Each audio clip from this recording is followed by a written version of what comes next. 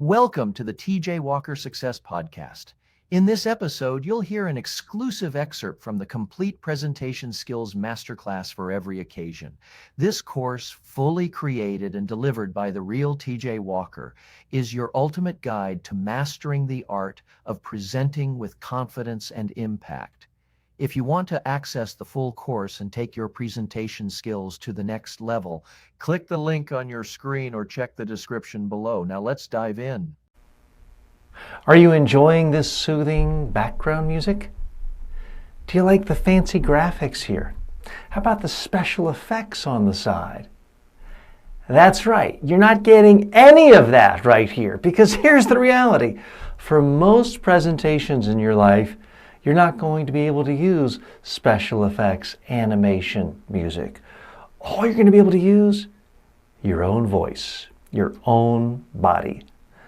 That's what this course is going to help you with, to give effective presentations in every aspect of life. Sure, we'll cover PowerPoint when you do use graphics and images, but we'll cover every other aspect of giving presentations in your life.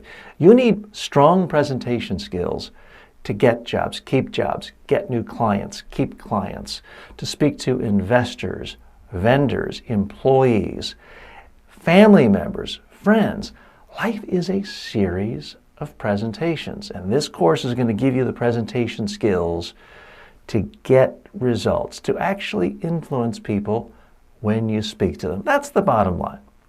Now, I have worked with more than 10,000 executives, politicians, students, civic leaders all over the globe for more than 30 years. Everyone's different, but everyone wants the same 4 skills. The first is knowing how to look comfortable, confident, relaxed anytime you speak to people, whether you're sitting down for a one-on-one presentation or standing up speaking to 10,000 people. The next skill is knowing how to speak so that people really understand you. The third skill is speaking so that your audience remembers your message. That's the hard part, getting people to remember anything we say. It's not the ums and the uhs and the hand gestures that get us in trouble. It's being so darn boring and unmemorable. That's the problem for so many of us. This all leads us to the 4th skill, influencing the audience. That's the ultimate goal. I want to teach you everything I've learned in working with so many people all over the world. I've also studied the greats.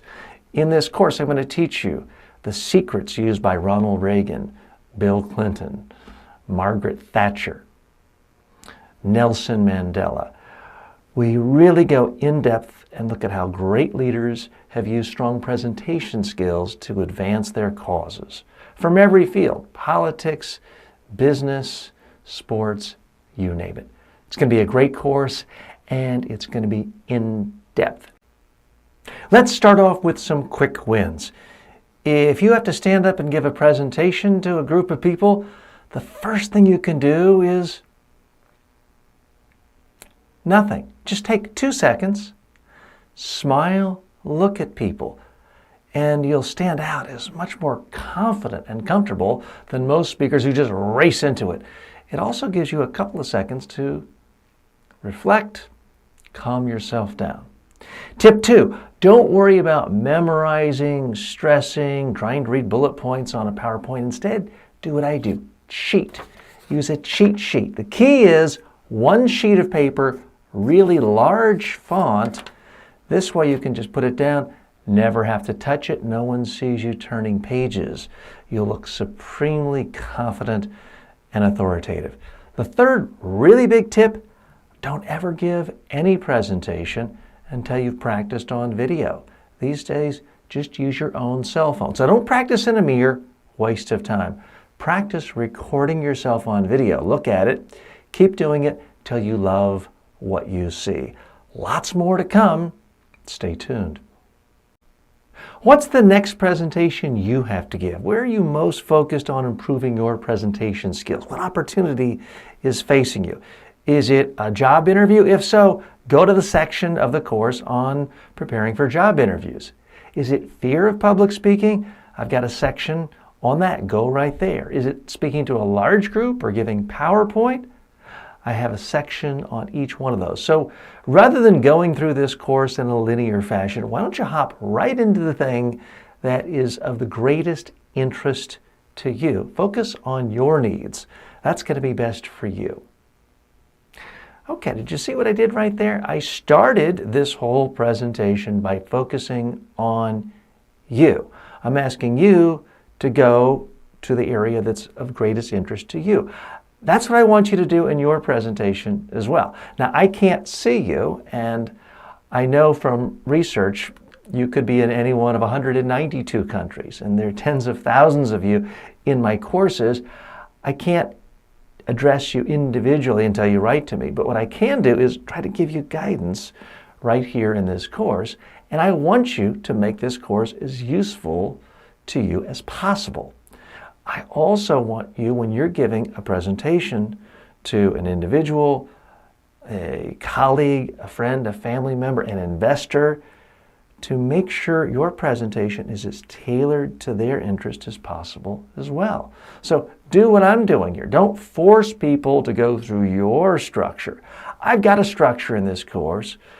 I want you to ignore it. I want you to focus right away on what is of the greatest concern to you. So take a moment, look through the course, see if there's anything that really addresses your immediate need.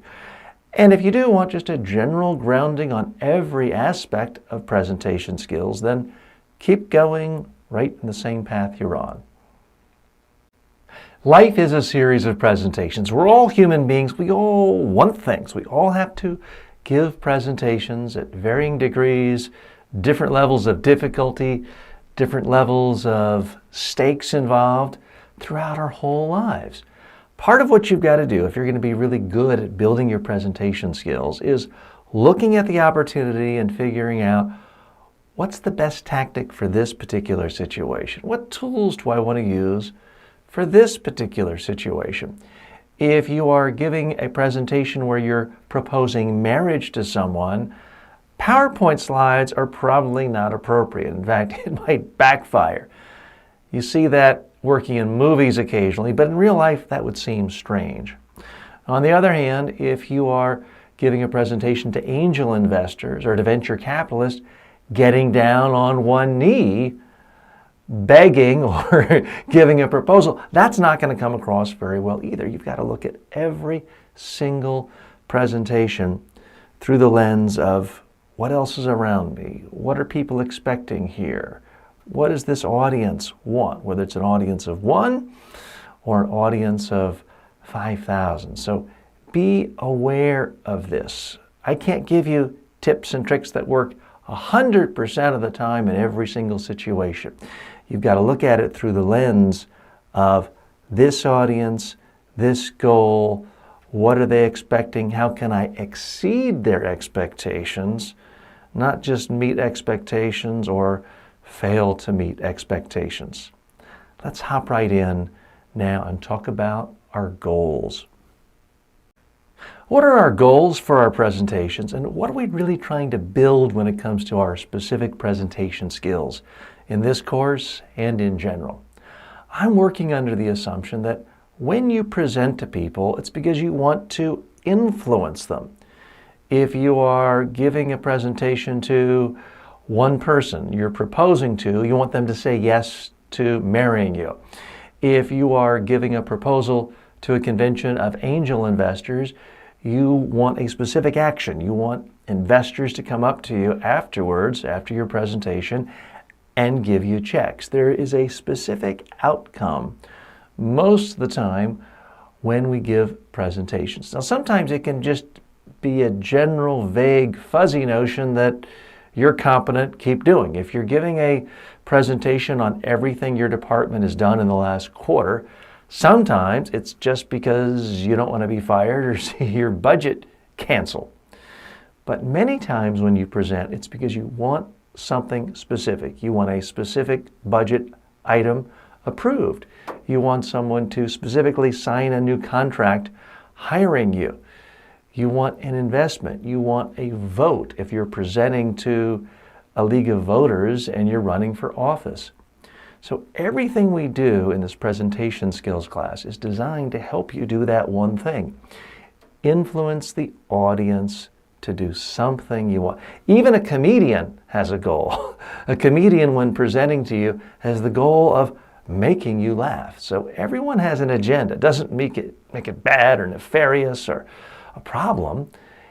But we do need to realize we're not just standing up to hear our own voice. We're doing it to influence people. Now, how are we going to do that?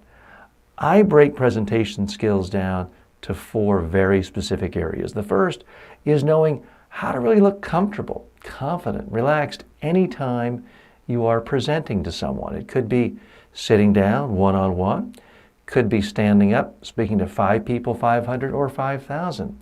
It could be in so-called formal situations where you're in a boardroom, you're using PowerPoint presentations, handouts, a lot of different situations, but you still want to know how to look comfortable, confident, relaxed for any situation. Problem a lot of us have is we're really comfortable sitting down, talking to 1 or 2 people. We stand up, and now we're talking to 20 or 30. We're out of our comfort zone. What do? We freeze up, or we start to read, or we grab a lectern. That's not what we're after. I want you to look your best, not your style, but my style, anytime you have to present. The second goal is knowing how to shape messages that are understandable to your audience. If you're speaking too quickly, they're not going to understand you. If you're using too many complex phrases, words, jargon, they're not going to understand you. So that's the second skill we really have to learn when it comes to presentation skills, making sure our audience understands us. The third presentation skill we're going to work on is making sure our message is memorable. This is where it gets tough. I want you to think of the last 5, 10, 20 presentations you've seen in your office, your work, your school, your place of business or employment. Think of these presentations. Now, think of how many messages you remember from the best presenter. Can you name 30 messages? 20? 10? Even 5? Now, this is a question I ask audiences I work with all over the world when I'm conducting one-on-one training workshops and small group workshops on presentation skills. I say, think of the best speaker you've ever seen. Tell me how many messages you remember.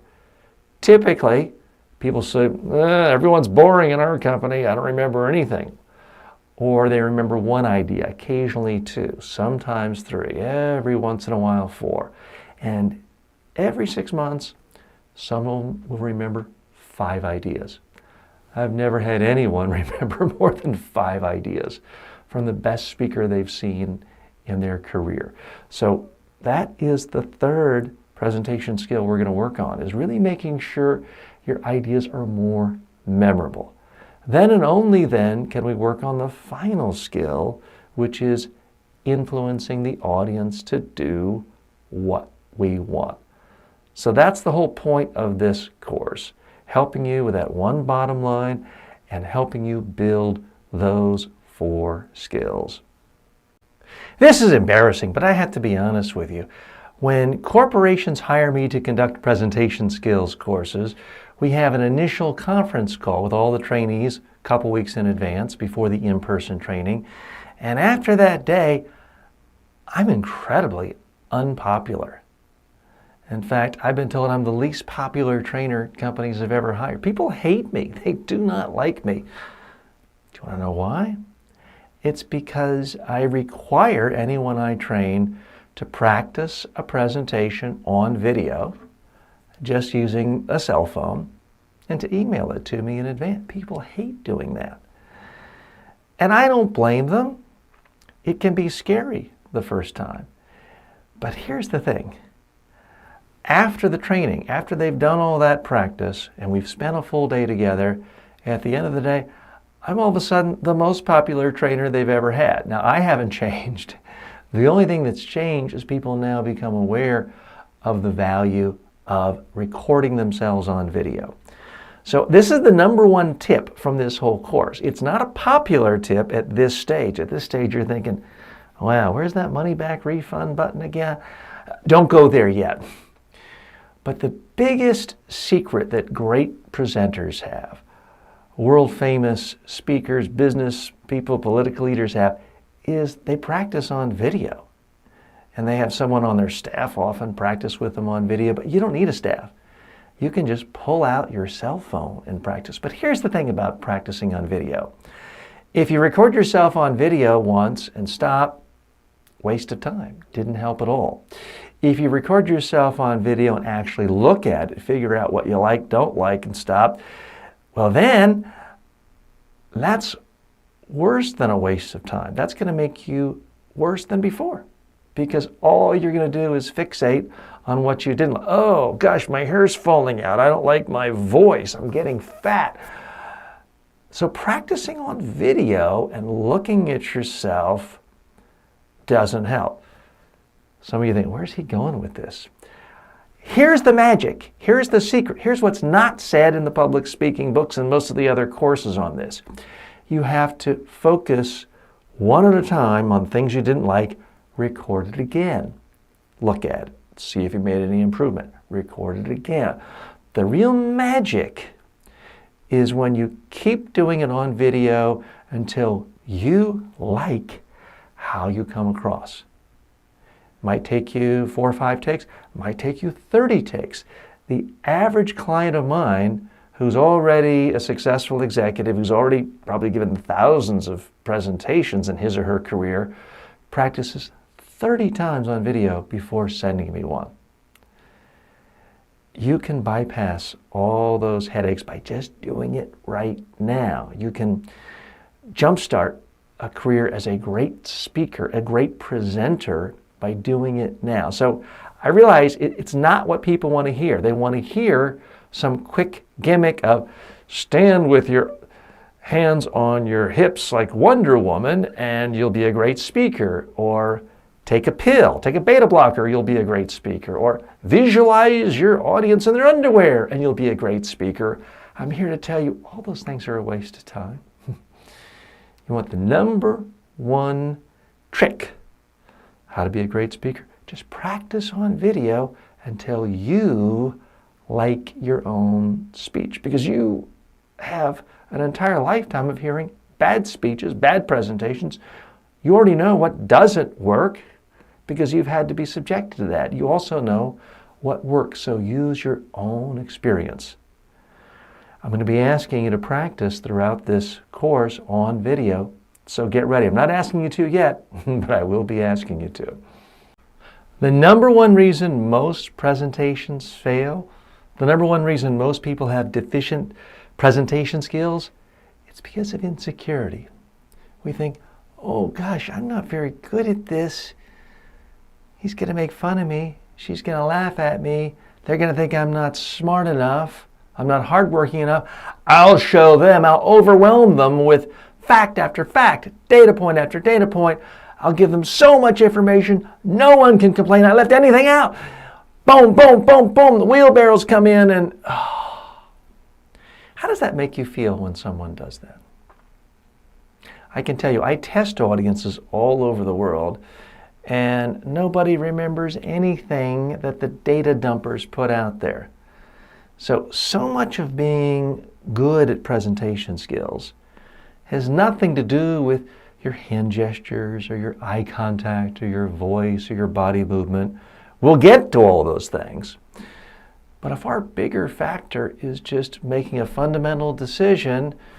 You're not going to act like some insecure ninny who is so scared of somebody saying you left something out that you feel this need to dump everything you know. Remember, the people you're speaking to, anyone you're presenting to, doesn't have to know everything you know. If they did, they'd have your job. I don't like to teach by the negative and avoid the negative because that tends to just stress the negative. I like to stress the positive. But I do want to get this one thing out there. We got to get over this idea that we have to give people all the data. Remember, it's not communication if it comes out of your mouth or if it's shown on a slide. It's communication if your audience understands it and remembers it so they can act upon it. Can you do me one favor? And don't worry, I'm not going to ask you to record a video of yourself speaking yet and posting it. But if you could just write a couple of sentences about who you are in the Q&A section of the course. That's what I'll call the discussion section for this course. Just a couple of sentences about who you are, where you live, what you do, if you feel like it. You don't have to, but I find the students who get the most out of this course participate. They ask questions. They ask questions of me. They make comments. Also, you can grade other people's presentations. They can grade you. I'll be grading and critiquing everyone's presentations. But it's not just me. A lot of times it's other students giving feedback, pointing out things that you do well, you weren't even aware of it. So if you really want to get the most out of this course, I would recommend, don't just sort of sit back and watch videos passively listening. I need you to get engaged. I'm going to ask you a little further on about engaging even further by recording yourself speaking. But for right now, just type a couple sentences about who you are, what you're up to, what you want to get out of this course right here. Thanks. There's a whole section in this course on body language, but I do want to focus on the number one presentation skill when it comes to body language, your eyes. You ever see somebody ask you for something or act like they're trying to be really serious and convince you, but they're looking over here at the floor, they're looking away, their eyes are darting? Your eyes are your most powerful body language tool. When you are giving a presentation, you need to be looking at people. Now, most of us know that, so if we're speaking one-on-one or to two people, we look at them most of the time. Now, you don't want to stare someone and make them feel like you're giving them the dead eye, but you do want to be looking at people most of the time. Fine to look down occasionally. A little bit different when you're presenting to a larger audience. In that case, you want to make sure you really do lock eyes for a few seconds, a couple of sentences, and then go to the next person. Be more tips, advanced tips on eye contact during presentations later on in the course as well. But for right now, I just want you to focus on really looking at people. Human beings are funny. We are very tit for tat sometimes. Somebody is mean to us, we'll be mean back. Somebody's rude to us, we'll be rude back. I'm not saying that's good or you should be that way, but in my experience, that is how people are. So if you're giving a presentation and you're ignoring your audience is going to respond in kind by ignoring you, because they've got something a lot more interesting. If you don't find them interesting, they're going to find something interesting on their cell phone. They're going to check email, texts, what's going on Facebook, WhatsApp. There's a lot of opportunities out there. That's why it's so critical that when you're giving a presentation and it's not incredibly comfortable one-on-one, talking to one friend or one colleague, you're going to be tempted to stare at notes. You're going to be tempted to look at a screen and read bullet points. If you're really nervous, you might be tempted to stare straight ahead or stare at the floor. That one thing is likely to destroy any possibility you have of actually communicating your ideas. It's going to give people an extremely negative sense of your presentation skills. On the other hand, you can be relatively stiff. Maybe your voice isn't that engaging, but if you're looking right at people most of the time, they'll feel like you cared about them, that you spoke directly to them, that you were trying to have a conversation with them. So while we're in this beginning of the course, I do want you to focus on things that are really going to have a big impact, even if you can't do all 10,000 tips in this course. If you really focus on having great eye contact every time you give a presentation, it's going to help you a lot. Now, I do realize we have students in this course from 192 countries. There are some cultural differences. In some places, an audience showing respect to you might actually close their eyes and you think they're sleeping. I understand that. All I can do is give you basic principles that I do find work most of the time in most places, and I have worked with people from 6 continents. I do have students from 192 countries, and I've trained personally in 30 different countries around the world. But you're still going to have to filter it through the reality of your own environment. If I say something that's against what works in your culture, you're going to have to focus on what works in your culture and ignore my advice from time to time. But remember, unless there's a really strong reason not to, you need to be looking at your audience, whether it's one person, 10, 100, or 1,000. You're polishing your presentation skills. You're going to give a presentation. Why? What is it you want your audience to do? Well, I have to tell them everything we've done the last... No. Too many people make the mistake of never really asking themselves before they start the whole process of creating presentations, perhaps slide decks, perhaps notes, writing out, typing out speeches. They never really ask themselves, what is it I want my audience to do? So right now, I want you to think of some presentation you have to give, whether it's in the work world, school, business, public life, civic life. Think of a particular presentation, and I want you to write down in one sentence, what is it you want your audience to do? I want you to put that in the Q&A section.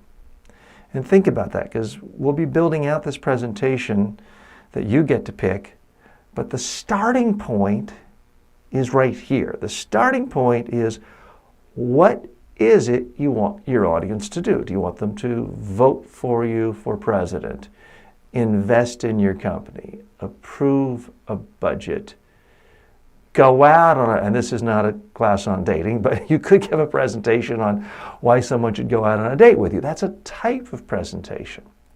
I want you to be as highly specific as possible. Everything we do is going to be focused on this end goal. We're going to back up from this goal and try to get to it.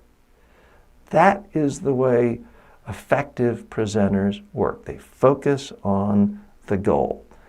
So before we do anything else, I need you to go to the Q&A section and write down, type up for everyone to see the topic you're working on, that you'll be presenting on, but then what is the goal? What is the one thing you want your audience to do after hearing you present to them?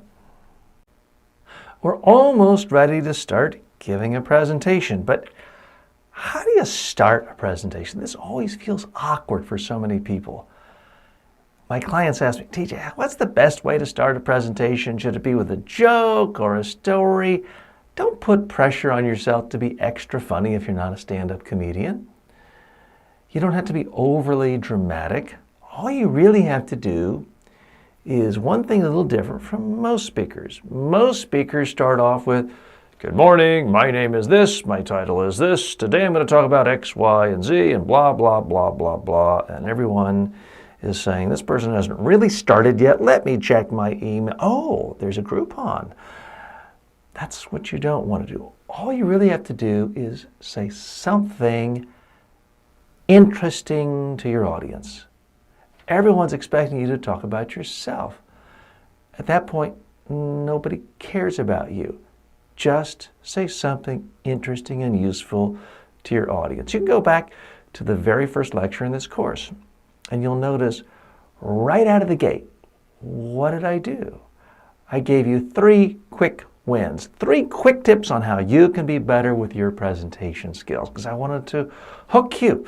I wanted to show you you're going to get value right away. You're not going to have to go through all the weeds and wait and dig and dig and dig before I give you value. I wanted to give you value right out of the gate. I didn't start off by, well, let me tell you about my illustrious 30-year career as a presentation coach and my #1 USA Today best-selling book, Secret to Foolproof Presentations, and the presidents and prime ministers and Nobel Peace Prize winners. I didn't start with any of that because, frankly, I didn't think you cared at that point. Why should you?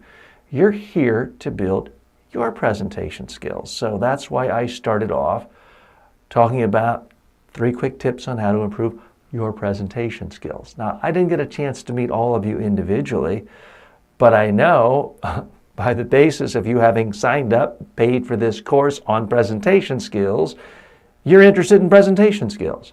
You're going to have to make some assumptions about your audience. For me, it was a pretty easy assumption. For your audience, many times you can make a similar assumption about what is going to be most interesting to them and just start with it. A story can be a great way of doing it. A question, stating something that might get their attention. Doesn't have to be needlessly provocative. Basically, anything other than, good morning, I'm happy to be here, blah, blah, blah, me. Talk about the audience when you start. Do that, and they'll pay attention to your next point, and your next point, and the next point.